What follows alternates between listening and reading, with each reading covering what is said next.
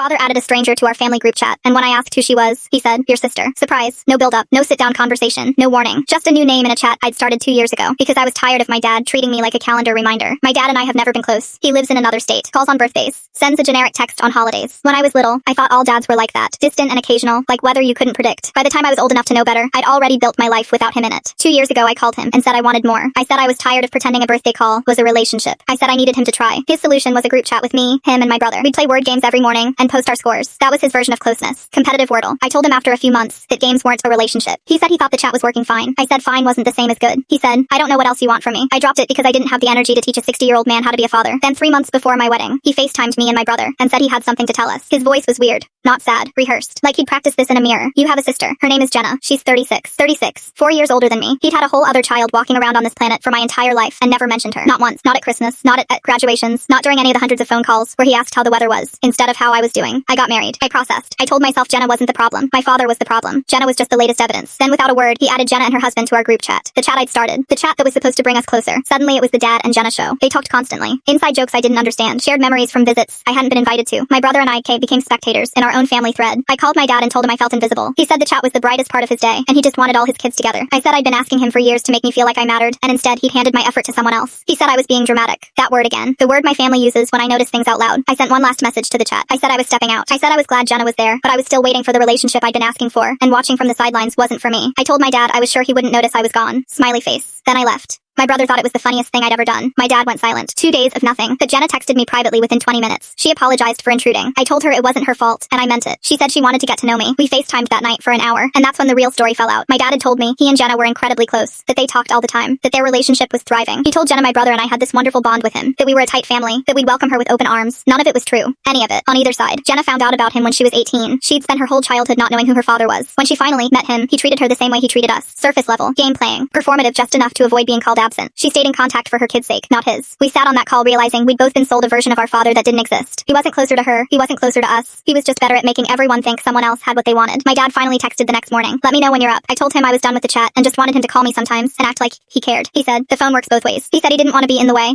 The man who'd never once been in my way because he'd never once been close enough to block the path. I said no thank you. He tried calling. I didn't pick up. The next day he sent a photo of hot chocolate and said he was thinking of me because I used to love it as a kid. And I sat there staring at a picture of a mug from a man who remembered what I drank at age 7 but couldn't figure out how to love me at 32. I didn't respond. Not out of cruelty. Out of exhaustion. I've spent 2 decades teaching this man how to reach for me, and he keeps offering a group chat instead of his hand. Jenna and I talk every week now. Real talks. Not scores. Not games. Last week she said, "It's funny. He kept us secret from each other our whole lives, and now we're closer than either of us ever was to him." I said, "Maybe that's the one good thing he ever gave us." She laughed. I laughed. 2 sisters who never should have had to find each other, but did.